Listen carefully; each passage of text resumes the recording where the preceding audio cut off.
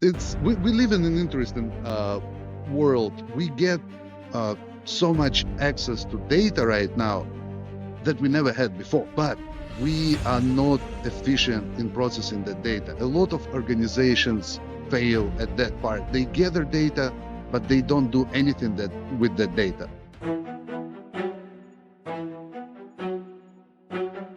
Or what's worse, they gather bad data. Is that some great ideas you don't have to invent necessarily from scratch, but you have to look at other industries and reapply some of the knowledge and some of the ideas towards your industry. The way I define technological partnership versus just being a vendor is how many dimensions your work actually goes across.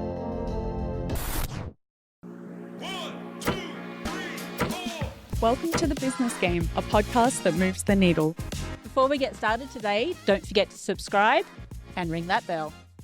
Welcome to The Business Game, a podcast that moves the needle. We wanted to quickly jump in to introduce ourselves as your new hosts on the team of the show. I'm Jazmyn Arte. And I'm Kevin Chang. You'll start to see us appearing more often, but don't worry, you'll still catch Jaimie and Dan here too. Now that we're all acquainted, let's jump into today's episode. Hi everyone, and welcome to today's episode of The Business Game. I'm your co-host Jaimie, and I'm here with Jazz. Jazz is a bit of a new face around, but she'll be on and off as we go.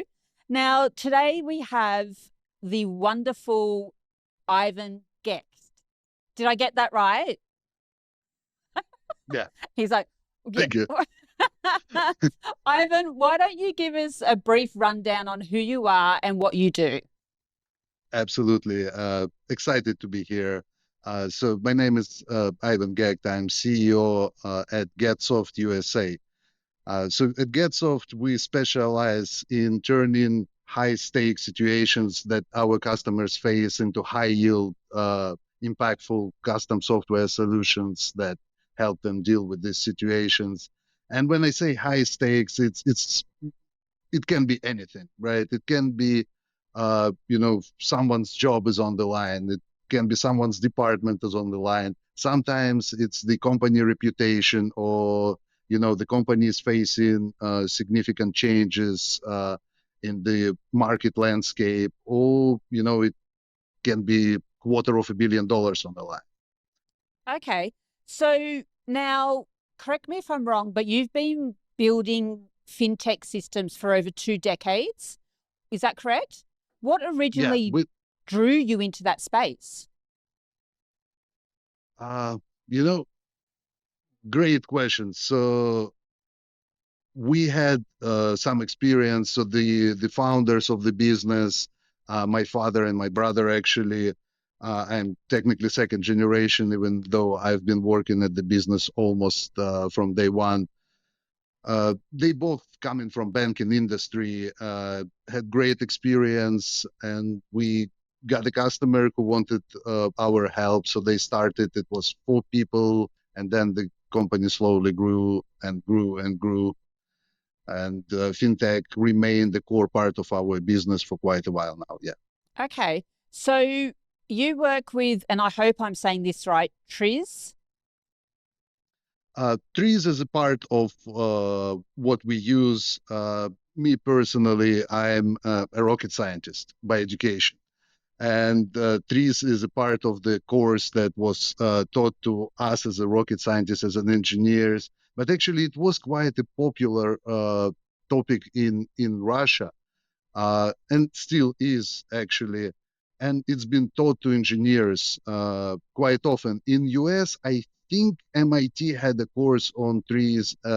They call it Theory of Inventive Problem Solving, TIPS, and a couple more universities. Okay. So yeah, we carried it over into the business, into software development as well. Okay. So how has TRIZ then influenced your leadership style? Because I'm assuming that it's quite sort of pointed in how it wants or how it suggests or encourages you to be. Wow, that's a great question. I don't think Sorry, I have. I'm just I throwing have ever spanners into the answered. work left, right, and center here. TRIZ helps you to build a certain worldview, I would say. And it helps you to develop certain mindset that greatly aligns with the concepts like design thinking, systems thinking, even the modern agile methodologies. They align really, really well. On the other hand, TRIZ sets certain expectations of you. You really want to be, if not a polymath, but really wide knowledge to be effective in using TRIZ. So these two things really elevates a lot of elements that I personally use as a leader in the organization. Okay. And then, so from there, you've taken this knowledge that you've learnt through being a rocket scientist, your father and your brother in the banking world, and then you've come into this fintech space, I guess. So Mhm. what would you say are some of the most overlooked sort of architectural flaws in that fintech space? You know what? I wouldn't go even as deep as architectural flaws because architectures of the systems are most often flawed not because somebody designed a bad architecture, it's because somebody designed a bad uh, concept or bad system overall. What we really see in the market space is people overly eager pursue great ideas rather than working with actual data and pursue what their customers really want. And surprisingly, it's not what people think their customers wants and what customers actually want. It's not the same thing very, very often. Yeah, it's And interesting that, isn't it? And it sort of just comes back to, I think, to like the core of us being human. We think other people want certain things, but they don't. What would you say has changed given that you've been in it for 2 decades? What have the pain points sort of been 2 decades ago versus now?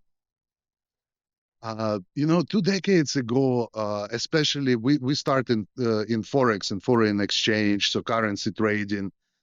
In 1999, 2000, 2001, it was, I would say, the very beginning of an arms race in the space. So we had big, huge companies trying to really take over and define that market. So we had a lot of interesting projects, but everything was from the scratch, right? So no one had trading platforms for sale until people like MetaQuest, for example, started selling their solutions. Nobody had all of these brokerage systems for sale until these big guys started selling them as a white label, etc. So it really was a redefining period of time. So a lot of inventions, a lot of looking around, and that's why TRIZ is very helpful. Is that some great ideas you don't have to invent necessarily from a scratch, but you have to look at other industries and reapply some of the knowledge and some of the ideas towards your industry. Right now, the competition is like it's a bloodbath, right? So Mm-hmm. a lot of companies out there, huge competition, constant disruption in the market, and yet so many offerings. So you right now can go out, buy this product and this product and this product and this product, integrate them, build some kind of super app, and start really impacting the market much faster. We're talking 8 months. We are talking 7 months from startup to actual start of the trading for a brand new company offering multiple trading equities, forex, etc. So it's a different market right now. Yeah. You've spoken previously a lot about centralized data management. So with that, why is it so critical in your own personal view? Uh, we live in an interesting world. We get so much access to data right now that we never had before. Yeah. But we are not efficient in processing the data. A lot of organizations fail at that part. They gather data, but they don't do anything with that data. Or what's worse, they gather bad data and they try to do something with it, and it leads them in the wrong way. So right now, having an ability to centralize the data flows into a singular space, which is well designed, and then process that data will give you insights that you wouldn't have otherwise. For those, Especially, yeah, sorry, for those listening, can you explain what bad data might be? bad data, it's it's irrelevant data first and foremost. Mm-hmm. Right? So you can gather data that doesn't actually affect anything within your business. So right now, let's say you have an application and you can track the entire flow of a human behavior throughout your application. Mm-hmm. Where do they look? Where do they click? How much time do they spend at every space? What's the mouse movement patterns? Yep. Right? And people can get over eager trying to get all the data they can reach, Mm-hmm. that they start losing the sight of what's important. So when I say bad data, I primarily mean this. Yeah. So getting lost in the weeds of it all. Yes. Yeah. Okay. Are you able to share a moment with us when a TRIZ insight helped solve a seemingly, I guess, interactable technical challenge? How did your process work over that? Yeah, absolutely. So, Oh, yay, story time. yeah. One of the examples of TRIZ application that I absolutely love. In TRIZ, there is a concept which sounds weird, but the ideal system is the system that does not exist, but whatever role it should play still gets done. So when you strive to make an ideal system, yeah, you want everything done and not to have a system, because system will take resources, etc., etc. So we were developing a solution to vendor historical market data, and it was a little while ago, maybe 12, 13 years. So the internet connections were not so good as they used to. Obviously, the computing power was not so good as it is now. Yeah. So we really needed to optimize. And one of the issues was processing data on the database side.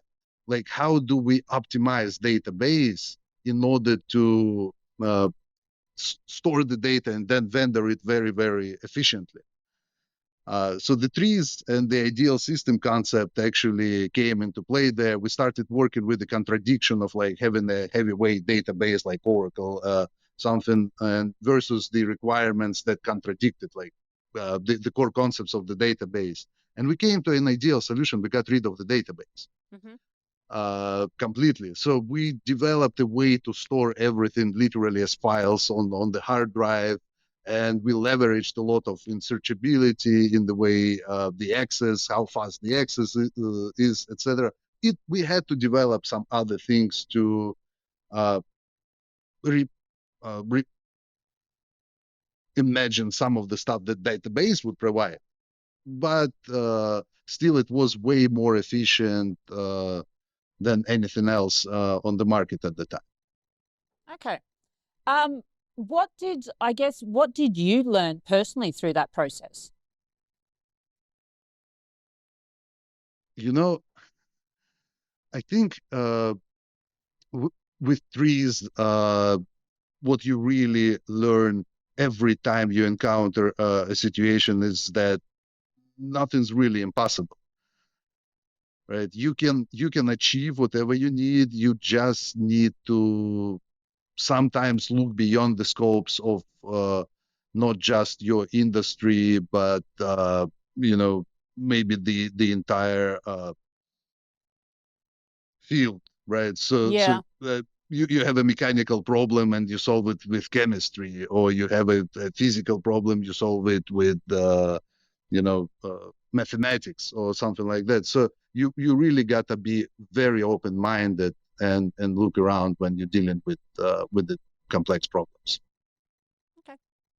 So you would have so many of those really interesting learnings along the way. I suppose that might lend itself to why you started the Agile Bulletin. Can you tell us a little bit about that? Yeah, Agile Bulletin is a passion project of me and my brothers. So it's both, it's learning, but also with Agile community, we started to get more involved with it a few years back, and the more we got involved, the we more m- more we saw how it was becoming a social movement, Mhm. I would say, right? So people were so focused on promoting their brands and their and being popular and trying to get likes and comments and become public speakers and everything, that the core messages of agile and why it was invented, technically it wasn't, but everybody wanted to use it in software development, it really got lost. And now, 5, 6, 7 years later, you can see we still have a lot of articles and like big banks talking about failed agile transformations and everything. This is kind of the consequences of what we've been seeing. So how do you deal with the situation when all the platforms everyone promotes likes, right? So you come up with your own platform. So we decided that we're going to create a platform for people to voice the unpopular opinions, to people who wants to say things that needs to be said, even if others don't really want to hear them. And we decided to create Agile Bulletin, and it's been a tremendous experience, and it's been growing rapidly. I think we went from 30 pages and 5 authors to almost 100 pages we are publishing this year, and 20 people contributing. Yeah, that's incredible. What do you think is coming out of that as amongst your community? What is the most misunderstood aspect of the Agile community? I think couple of concepts that I really see very, very often getting misused and misunderstood. The first one is a concept of mistake. Like people make mistakes. Mm. Nobody is perfect. Everyone makes mistakes, etc., etc. And we got to learn from the mistakes. It's about the culture of learning. And yes, but you should never forget that business is about making money. Business is about delivering the results. So you can learn as much as you want, but don't be kind of surprised if you don't produce, you're not gonna stay somewhere, right? Just because you're learning, it doesn't bring anyone value. At least right away. Maybe in the long term, but not always people can wait. But what's more important is a definition. What is a mistake? And how is that? Well, what is a mistake? What are the schools of thought within That the community? Yeah, so right now a lot of people focusing on like, well, it's a mistake whenever anything goes wrong. And from my personal perspective, it's incorrect. The mistake is when you did everything you could to get the results, and yet it still didn't happen because we work in the complex environments, because we live in a complex world. You cannot predict absolutely everything, right? But uh, in a lot of cases, especially when we do consulting or when we do teaching and people bring us some cases, we see crazy things like people didn't do any kind of risk management. They didn't do any kind of risk assessments. They didn't really comply to the definition of done. And then something failed on production, and they were, well, it's a mistake. Let's just review and move on. It's not a mistake, it's malpractice. Sure, So there is a difference. absolutely.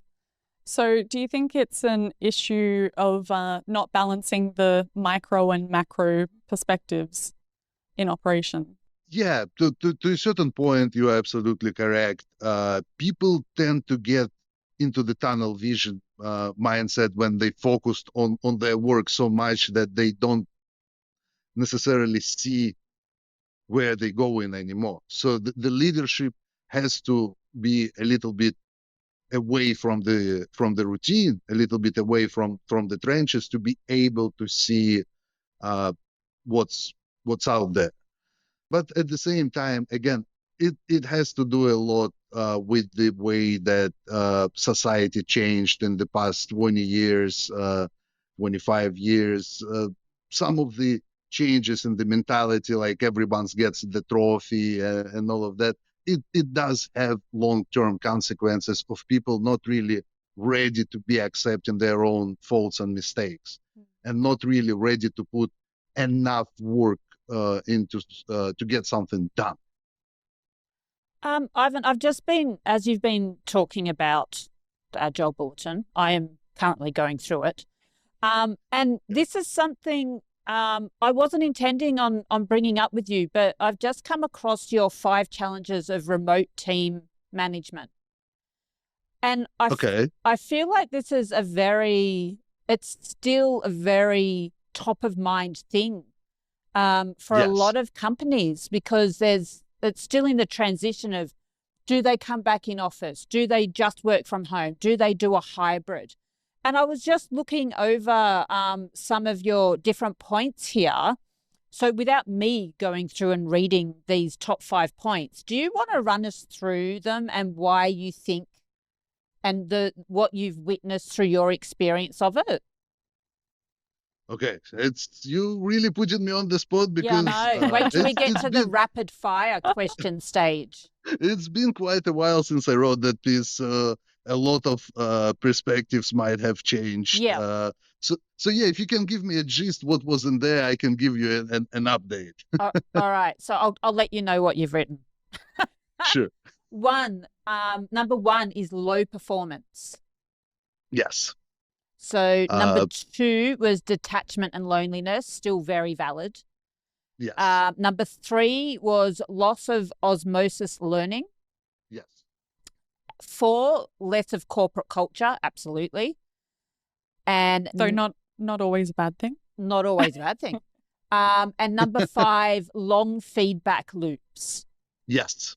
All right. Perfect. Do you Thank you very still much. take those 5? Do you think now that we're a bit further down the track with all this as being the top 5, or do you think they've altered a little bit?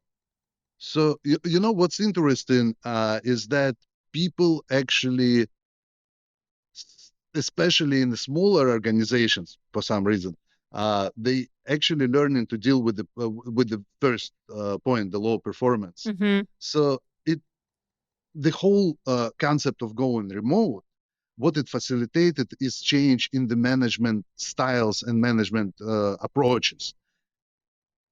Before, we had a lot of what is called over-the-shoulder management, right? Yeah. When you walk around and you see what people doing and you correct on the spot, and absolutely. So, and yet you constantly give feedback to the point number 5, like, hey, you know what, you want to change this and this. We learn to be way more intentional with all of that, right? Mm-hmm. So we set better targets, we set better goals, we set better KPIs or whatever performance tools you use to track the performance. A lot of companies are now introducing weekly check-in calls, one-on-ones, that no one had before. It was like a yearly performance review. Yeah. Now the people doing it weekly, and it's okay. It's a 10-minute call. Hey, you know what? I'm seeing this. I'm seeing this. What's bothering you?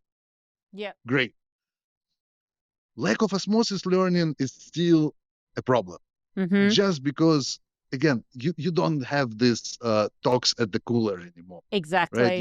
You don't have somebody overhearing something and learning just because they heard somebody talking about something out at the break or at the meeting. We were talking to a guest yesterday, actually, and we stumbled across the exactly same subject, and I'm always curious to hear what other leaders' interpretation is of how it is going and where it's going.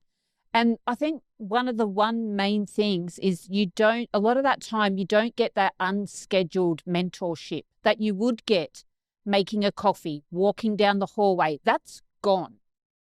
And a lot comes out of that. And then even yesterday, myself and my sort of CFO and CEO and whatnot, we were sitting in an unscheduled meeting and we just brainstormed for an hour and a half. Yeah, Jaimie, you're absolutely correct. And it's still an issue. But again, the only way to deal with it is being intentional. You got to turn these unintentional moments that used to happen on their own and turn them very, very intentional. Spend time, have these chit chats.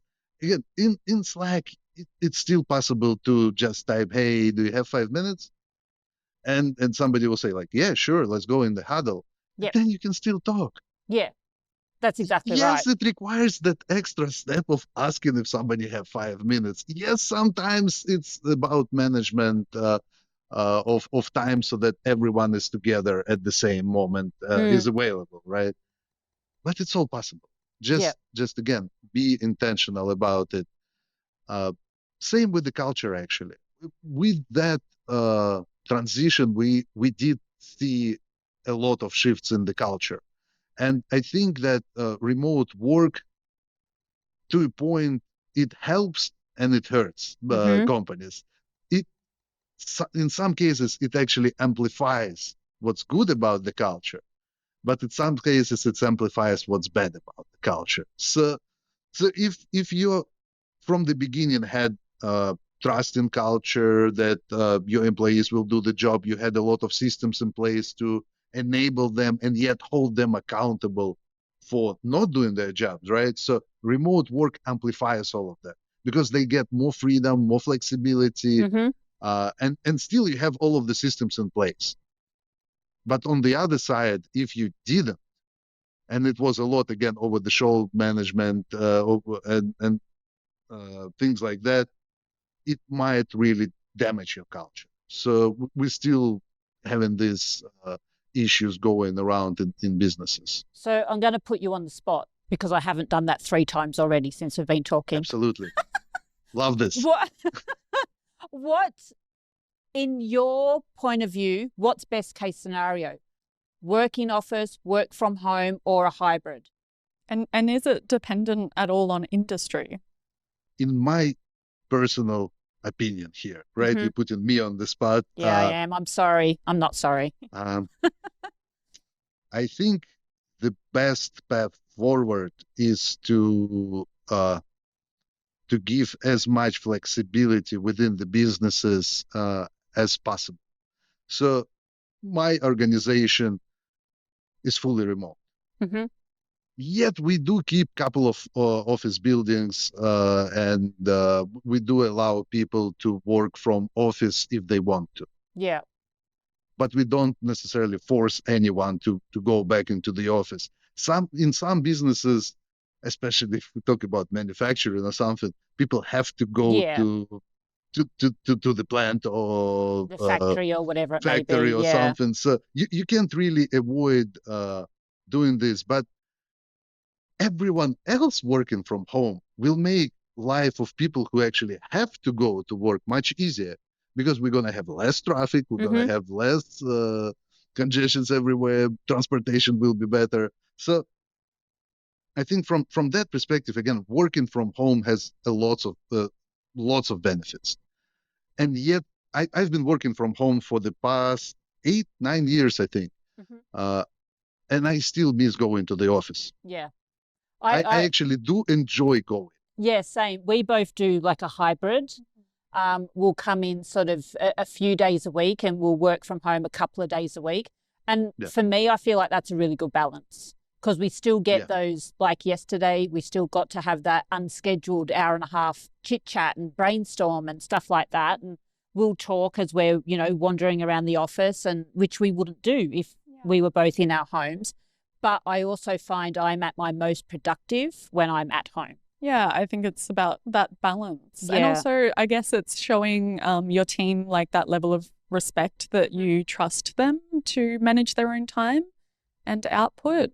I'm just wondering though, with fintech as such a technical industry, is there any sort of like variation from just that broad freedom that you have to map in particular?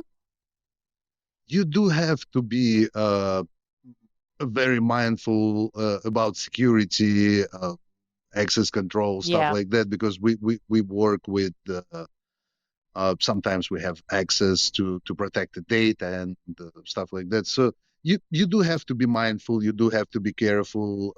You do have to manage resources that your employees use way more precisely. So more policies come into play. But other than that, you still can do it. And we've been doing that successfully for many years now. Hey, business game players, are you ready to level up your business? We are thrilled to announce our partnership with HubSpot, the ultimate all-in-one CRM platform. HubSpot helps you streamline marketing, sales, and customer service with powerful tools to grow your business faster. From lead generation to automation, it's got you covered. Visit HubSpot through our link below in the captions or visit our website, thebusinessgamepodcast.com, to start for free and supercharge your success. Now, back to the game. So Ivan, Gehtsoft emphasizes long-term technology partnerships. How do you identify partners who are aligned with that approach and philosophy, I guess? These partnerships usually created not on the spot. They created over the years of collaboration. So you really do want somebody whose attitude, whose culture aligns with yours very well. Whose thought process aligns with you very well. You don't want people who approach things like, well, you know what, we just want to do this, and whatever comes, we don't care, right? You want to work with people who are passionate, who wants to get somewhere, who wants to achieve certain results, who have a vision. And then when you step in as a technological partner, you really taking on more than just developing something that they've asked, right? So the way I define technological partnership versus just being a vendor is how many dimensions your work actually goes across. So if your work goes across organizational and administrative and technological, right, then you're truly a partner. If you're just responsible for one singular piece of technology or something, you're a vendor. How do you at Gehtsoft, and I guess yourself specifically, how do you go about keeping that relationship with that partner? If they want to pivot in a certain direction, how do you then, as the fintech, how do you nurse that relationship with them? So it's interesting that you use the term nurse because sometimes we get the feedback that we are like dog on bone when it comes to asking questions. Okay. So very rarely, and sometimes people are laughing when they're giving us this feedback and say like, can you just go and do the thing? Like, stop asking questions. We don't. Yeah. Right? It's not in our nature. We do really dig deep because whenever you say like, I want to pivot, you don't. People hate change. Yeah. So you personally don't want to pivot. There is something else going on. What is it? Right? So why do you want to pivot? Why do you want to change these things? Why do you want to get there?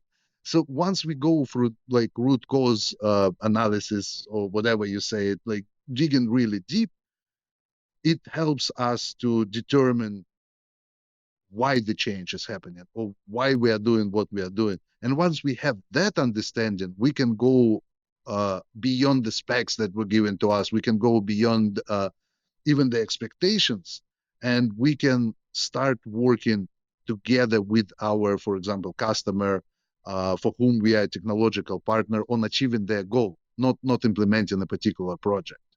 Okay. So on that then, how do you balance short-term delivery pressures with long-term platform visions? uh, Because the two are yeah, same, but different, aren't they? yeah, absolutely different.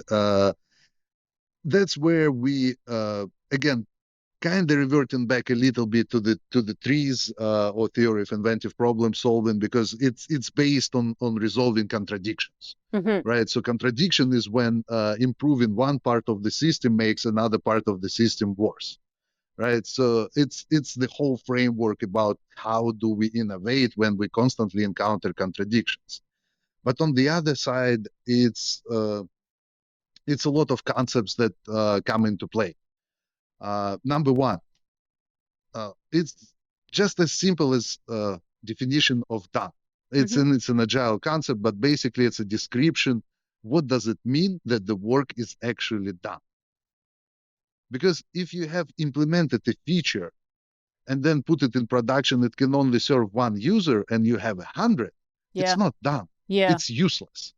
So that's why you put uh, things that you really need to think about upfront into the definition of done, and whatever you do, you comply to this definition of done. But in some cases, you don't want to go into gold plating, right? Or you don't want to overdo things. If you have 100 customers, you don't want to design and develop a system that supports 100,000 customers, because you're going to overspend significantly. So that's where the technical debt management comes into play, right? So whenever you do something sacrificing the future to fit into the parameters of contradictions today, you take on technical debt. Like any other debt, it requires proper management, right? Because you have the accrual interest on that debt, you're going to pay it at one point or another. And you want to do it on your terms. Yeah. Then when everything goes to hell and you have to deal with, I don't know, the crash system, the regulator standing in front of your doors looking at you, and the 10,000 customers pissed at Reddit and typing all sorts of things about you. So the careful debt management, technical debt management is another part of that whole process. Okay. What role does UX play in highly technical back-end heavy platforms? Oh, you got to take a drink for this one. It's absolutely great question. It's funny how much does it matter? Yeah. Because you can be talking about a system where the backend is, I don't know, 10 million lines of code. There's 50 engineers put 2 years of work into that. And if one designer failed designing a good user interface and people are unhappy, they don't care about what's in the backend anymore. Like the backend is the control room, right? Yeah. Of your system. Absolutely, it has to be great. Yep. But the UX and UI is the front, right? It's where people, it's a storefront, right? So people buy there. And if it's ugly and if it's very, very inconvenient, nobody's going in.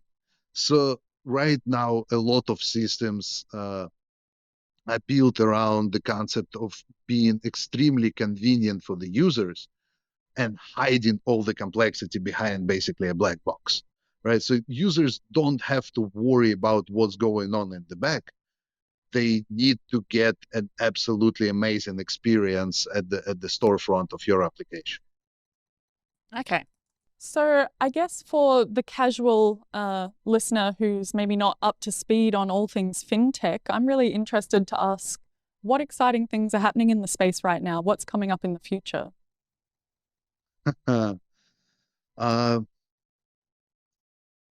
It's interesting. So fintech as a space, it's a huge space, right? So in every little corner of it, something interesting is happening. But if we look at the bigger picture, the first if and foremost, what we see is fintech platforms converging with lifestyle platforms. Basically, people don't want anymore to have that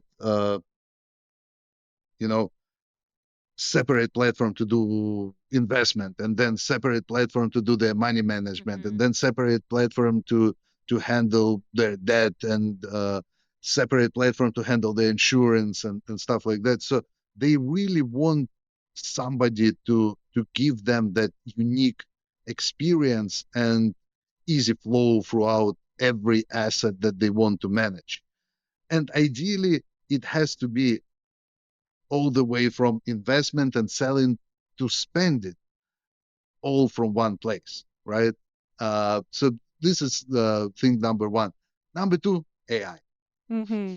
AI And is I was coming, waiting right? for So, it to come up. I'm surprised we got this I far. know. I've also been I'm like, oh, we're going to do a whole interview without I AI. know. Let's go though, because I love it. you know what? AI, it's interesting because it's extremely loud right now, Mm-hmm. and yet nothing is happening that people didn't anticipate or didn't use for quite a while now. Like when it comes to big data processing, certain variations of AIs have been a crucial part of businesses for the past 20, 30, 40 years, whatever it was. So what really happened in the past years is a simple change. We now can communicate with the AI efficiently. We can talk to it. As the regular human beings, you don't need to write a complex Python code to use AI tools and instruments anymore, right? You can open ChatGPT and you can say, "Hey, ChatGPT, give me this," Yep. and it will reply to you. So this is the biggest change. This is drove a lot of progress forward, right? A lot of people started using it, but what it brings now is a lot of questions. Everything from intellectual property rights on large language models, all the way to security issues. Who is using your data? Who is processing your data? Basically, active usage of AI is creating a singular place of failure, right? So you have an LLM that learns everything about every user, is becoming a target. And how much risk does it generate for your business? So people need to start thinking through what they're doing, what they're using. But certainly AI can help, reshaping onboarding and fraud detection, and to a certain point, customer service as well. It's creating problems just as fast as it's solving them. Yeah. Yeah, Just going absolutely. around in circles. Yeah. Ivan, from a human point of view, how scary is AI? Because it's being sold to us that it's not going to take over our jobs. And right now, I absolutely agree. It's there to enhance our work. We still need the creativity of the human brain behind a lot of things. But down the path, I would look at it as a what it was called, the Jacquard loom, right? The Industrial Revolution. Yep. So yes, we had people, knitting, doing everything by hand, and then we started having these machines that could process and make carpets and whatnot very, very fast. Can they invent a pattern? No, but they really improve the productivity. yeah. Did all the people who used to work there died somehow? No, they found a new place. Some became workers at the factories using these machines instead of doing manually. Some found new opportunities and started doing something. Some actually remained artisans. And now 200, 300 years later, artisans actually can make quite good money because now people value artisanship even more than they used to, because everything else is mass manufactured. So when it comes to the AI, it's a similar situation. So will AI take your job, just your abstract job? It might. At some point, it might, absolutely. But even if it won't, somebody who is efficient in using AI as a tool and that's important. You got to learn to use it. You got to learn to leverage it. But change is scary. Change is always scary. You got to embrace it. You got to have an open mind and just learn new things, learn how to use it efficiently, and hope that no one will give control of nuclear weapons to the AI. So you're in the US at the moment, correct? Yes. Yes, and there's been a lot of conversation recently with, I believe it was included in as part of the big beautiful bill about a block on legislating AI for the next decade. What implications do you think that kind of movement on the legislation front has?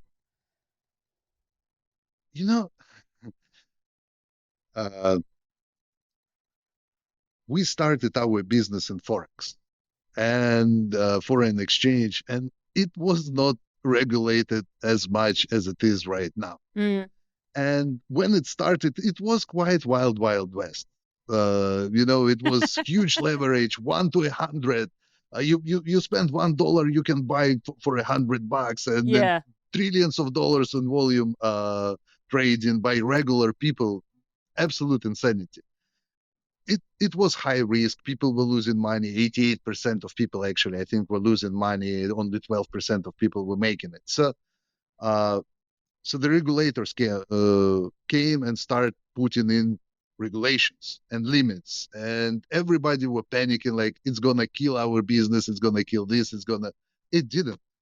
25 years later, it's a heavily regulated market, which is now quite successful. And when it comes to AI, like everything else, it needs certain amount of regulations, it needs certain amount of control, maybe even government oversight, but it has to be well thought through. What are we controlling? Why are we controlling? How we're leveraging it? Because a lot of these changes will have long-term consequences. So the government needs to consider that long-term consequences and not just how popular does it sound or how scared people currently are about certain things.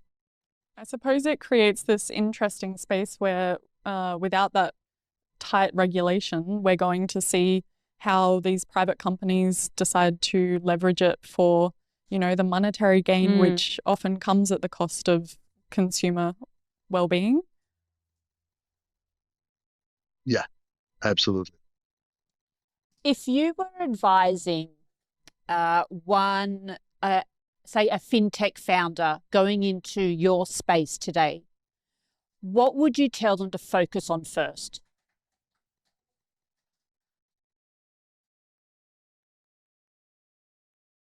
Understanding their customer, understanding what are they trying to build, why they trying to build it, and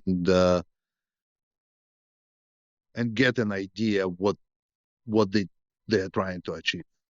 Because without that, obviously, it's a very obvious answer, I would say, right? But success is about following the basics. It's not about crazy things that or insane ideas or anything else. It's actually a lot of grunt work of following the processes and complying with the basics, and then great things will come. If you're ambitious, if you have great ideas, they will come.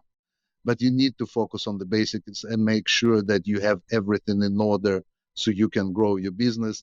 That's on one hand. On the other hand, don't overbuild your product. I would go as far as say, don't build your product until you have a validated idea.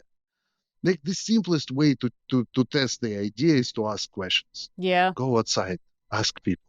Yeah. Don't spend $2.5 million or $5 million or $10 million of investors' money to build something that no one needs. Yeah, and end up with a dud product. Yeah. We're getting towards the end, but I just want to see if you've I have found that doing these rapid fire questions, which you've got coming, because I don't tell anyone I'm going to do them. Sure. I've had CEOs and founders start to sweat. So do Do you want a drink first? Okay, let's do this. You've already done the disclaimer that it's very hot over there today, Yeah, so you've it's got very- you've it's got very an hot. out. All right. Okay. Are you ready? And then after the rapid fire, we've got 3 questions Sure. that I want your input on. Do you want to do the rapid fire, Jazz? Sure. All right. Do it. All right, looking forward to it. What is one engineering principle that you live by?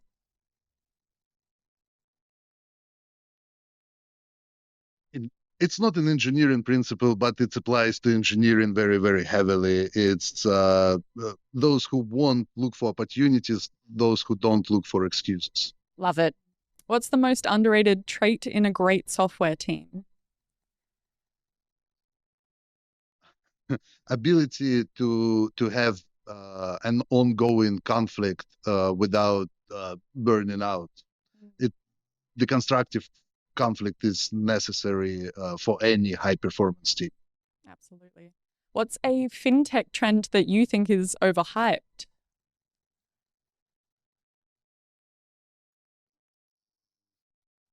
Fintech trend that's overhyped. We got him. That's a hard one. Yeah, we That's got him. that's a hard one. I would go the overusage of AI right now. AI is overhyped.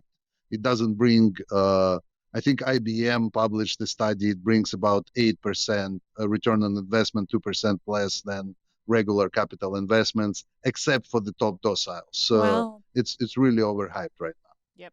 Interesting. All right. And give us a book, a blog, or a speaker who's really shaped your leadership style. Leadership style. Okay.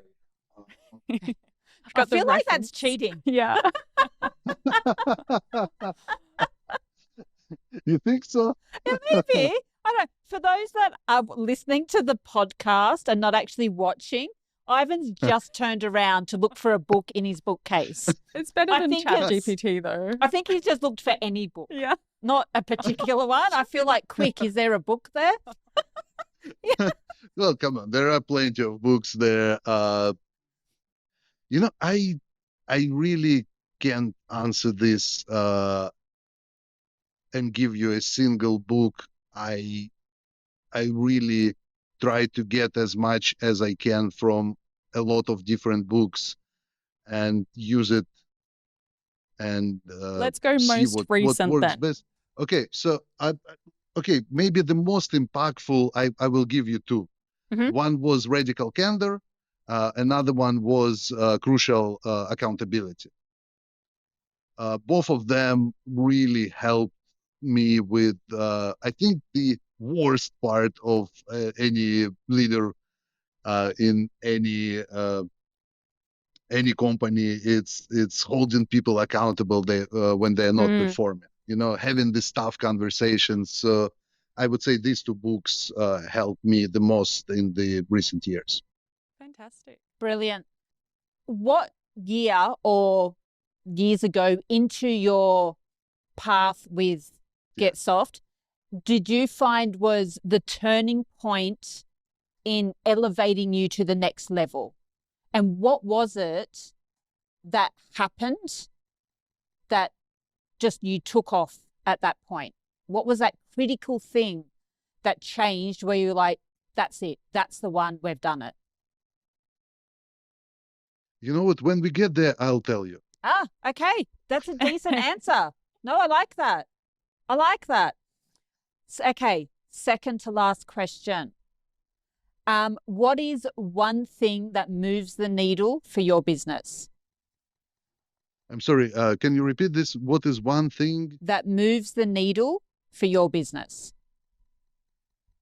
that you could suggest to other leaders and CEOs and founders and startups? One thing that really moved that needle in your business? Hire good people. Yeah. It's as simple as that. Having a great team, a passionate team, having strong professionals on your team, it really makes a difference. Okay. I love that. And do you know what? Most people are saying the same thing. It's who you surround yourself with. Yeah. Do you That know makes what? a absolutely. difference. I want to extend on that though, because Sure. how do you know, like you go from the process of just looking over an application. Within that very moment, what are you looking for that distinguishes a good person? Like aside from credentials, is there any sort of marker? It's interesting because I would say that it's not even credentials. It's very rarely credentials. I would say that the primary thing we look for is language. How does that particular person speak about themselves, right? And even I know that a lot of people right now use ChatGPT or whatever. It still tells you a lot about the person, how they are presented, because whatever they took, the resume, and put into the document, it's something that they agree is good enough to present them as a potential candidate. So second thing, I personally look, it depends on the what role are we hiring for, right? So if I hire a quality assurance specialist, I can assure you that I will never invite for an interview a quality assurance specialist who has typos in his, on their resume. As simple as that. Yeah. You're Yeah. not a quality assurance person if you allow yourself to have that. And and then it's more about the conversation than anything else. So we look through. Obviously, we look through the knowledge. We look through the language. Do we want to meet that person? Are they saying things that we want to hear from the person in that role? It can be simple. Did they write a cover letter? A lot of people right now just send something. So if you actually take the time and write a cover letter, Yep. that really sets you apart from 900 other candidates who just clicks like apply, apply, apply, apply, Yeah. and some robot sends their resumes. So still coming back, I guess, to putting that actual personal touch on Yeah. their communication. Absolutely, absolutely. And then the next steps are we do heavily rely on testing. So we send out some exercises before, some tests before. We look at the scores. We look how people how much they're proficient at things, and then the conversation, and then actually still the really decisive period is the first month in the business. Okay, so to close us out today, what is next for GetSoft and for yourself personally? So what perspective do you want? Because next week we're gonna be in Denver for Agile 2025. So if somebody is in Denver, stop by a booth. Perfect. I'd be happy to meet people. But for GetSoft as a business, obviously, we got to a point. We just went through a rebranding this year. We finally really focused on who we are at the core as a business. And we found a great partner who helped us elevate this into a full-blown brand. I'm really excited to present Agile 2025 as a first place where we're going to present. It's not our even website is not updated yet, but it will be to reflect all of these changes. And we really want to expand. We want to help more organizations.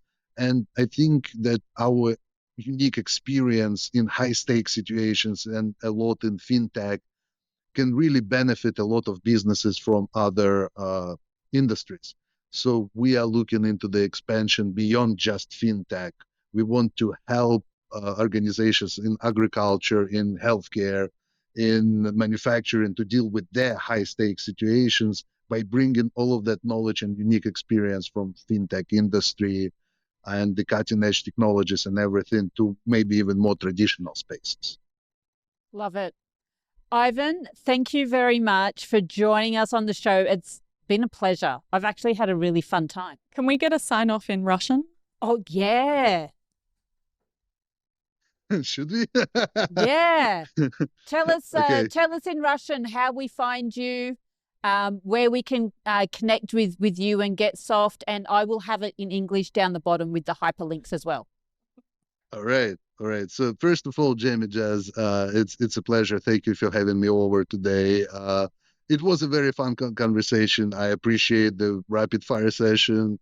But you didn't make it easy the whole hour before, so I don't know. It was like it was building up to that, but I wouldn't call it easy even before that. So so thank you very much. I really enjoyed this conversation. I hope it will help your audience to learn something new and apply to their business tomorrow and benefit them. А, Other than that, вы можете нас найти на нашем сайте GetSoftUSA.com или на нашей странице на LinkedIn. Ищите GetSoft или найдите меня, Иван Гехт, на LinkedIn. Я буду рад с вами законнектиться. All right, so here's your outro in Russian. Amazing. I have absolutely no idea what you said, but I heard a .com. Clear as a whistle for Yeah. me. So do you want me to type everything I said and send you afterwards? Yeah, maybe. Whatever you said was fantastic. I loved it and I couldn't agree more. But let's actually do it. You can find us on our website GetSoftUSA.com or on our LinkedIn page at GetSoft, or even me personally, Ivan IVAN Gekht GEKHT, like Thomas, on the LinkedIn. Let's connect. I'm always happy to answer some questions. If somebody hears something that they like and want to learn more, reach out. I'm an open person. I would be happy to help. Amazing. Thank you so much, Ivan. As I said, I'll have all the hyperlinks down the bottom in the captions for people to click straight through and find you. It has been a pleasure. It's been fun. I loved every minute of it. Thank you, Jazmyn, Jazz. Again, pleasure meeting you today. Thanks so much, Thanks, Ivan. Ivan. Ciao, ciao. Thank you. To help support our continued mission to provide free, best-in-class advice from the world's most compelling business leaders, make sure you hit that subscribe button and ring that bell so you never miss an episode. See you on Saturday. Thanks for tuning into The Business Game. If you like what you've heard, make sure to subscribe on YouTube and follow us on TikTok, Instagram, Facebook, and LinkedIn to stay connected. A big thank you to our major sponsor, Tala, for powering today's episode. Join us again on the next episode of The Business Game, a podcast that moves the needle.